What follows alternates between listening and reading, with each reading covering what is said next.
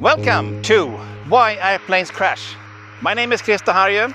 I'm a former pilot, flight instructor, simulator instructor, and on this episode we're going to analyze aviation crashes and incidents from a human factor perspective. Emergency crews on the scene of a deadly plane crash. Still coming in this morning. In this episode we analyze the accident of Emirates Flight 521, the 3rd of August 2016, where Boeing 777 crashed at runway 12 left in Dubai International Airport.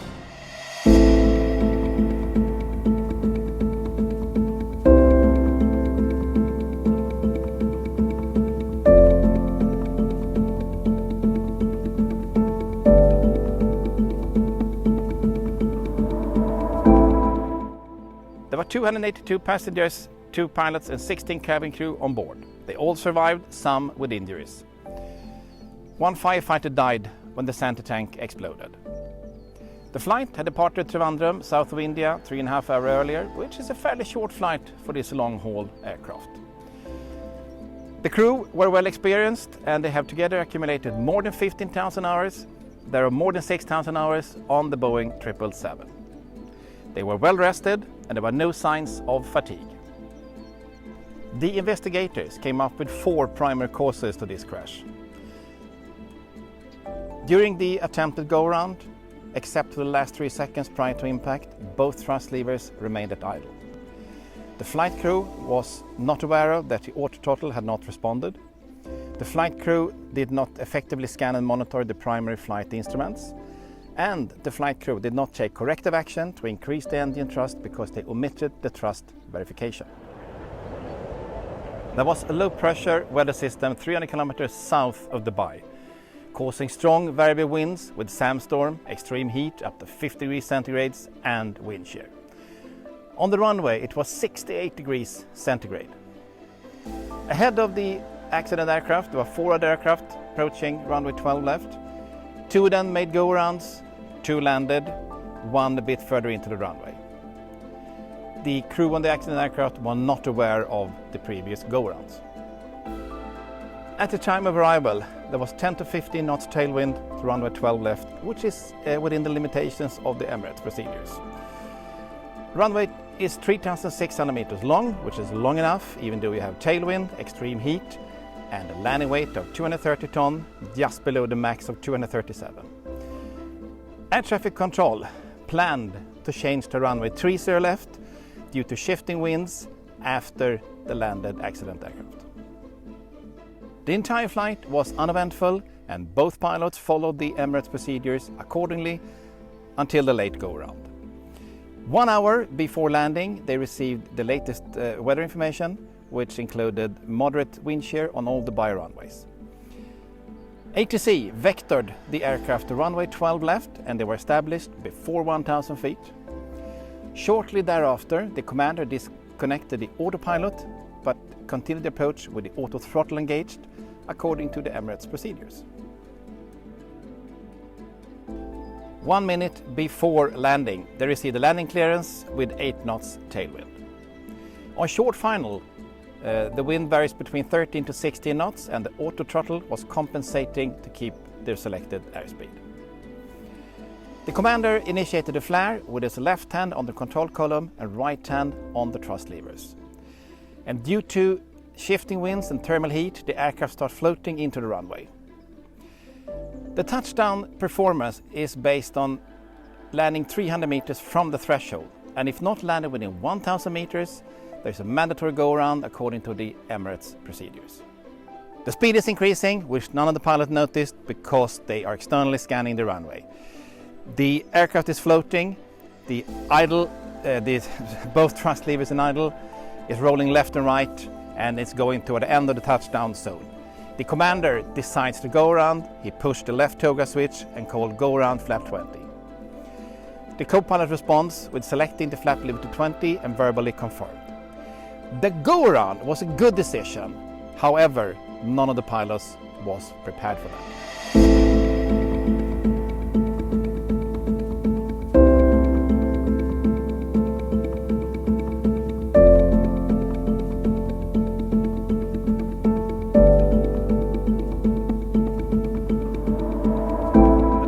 the Toga switch had no effect since both main wheels had touched the runway. The design of the Toga switch is that if any pilot inadvertently pushes any of the Toga switches after landing, they should not advance the thrust levers towards takeoff. In the report, the commander stated that the initiation of the go-around was before touchdown, which could indicate that both pilots' mindset was still airborne. However, the main reason for pilot flying to keep his hand on the thrust levers is to advance them manually if needed.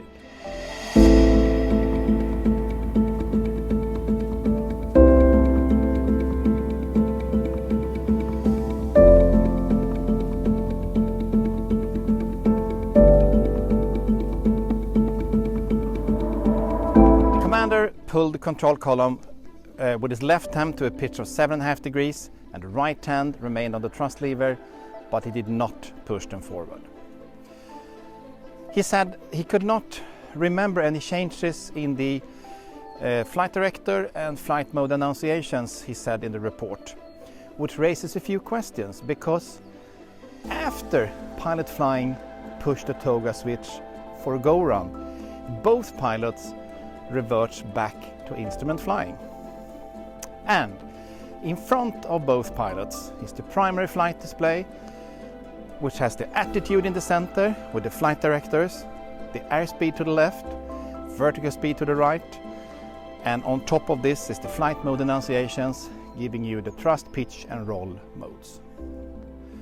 Pilot monitoring shall also verify that the thrust increases or adjust as needed, which meaning advance the thrust levers forward if not done by the auto throttle. In July 2013, a Boeing 777 from Asiana Airlines crashed on short final in San Francisco after pilots lost their situational awareness during the approach. They believed they had a correct auto throttle mode, but it was in hold mode due to poor management, and therefore they lost the situation. And again, there was an over-reliance in the auto throttle system. Contributing factors to what happens during the next 15 seconds is startle, stress, and a loss of situational awareness. The co-pilot called positive climb without scanning the instruments. He should have verified that the thrust is increasing and read the FMA readouts. After that, the commander replies with gear up. At that time, they had a slight indication of climb, but after that it was started decreasing. So shortly after the gear up call, the ATC gives the crew a modified go-round instruction, which the co-pilot immediately read back. The pilots don't have to be in that rush. They don't have to reply immediately to the ATC. Remember, the aviate, navigate, communicate. And later on then, when the first officer replied with gear up, the speed was already decreasing. The co-pilot was not prepared for this late go-round, which threw him out of the loop, and therefore he lost his situational awareness. The commander stated that he became fixated on a specific task in the go-around, and therefore he became tunnel visioned. In the report, there is a note that the commander about a year before this crash experienced what they called a tunnel vision. He became fixated on a specific task, but he came out of it after the first officer called uncomfortable. This was noted by an evaluator at 2015.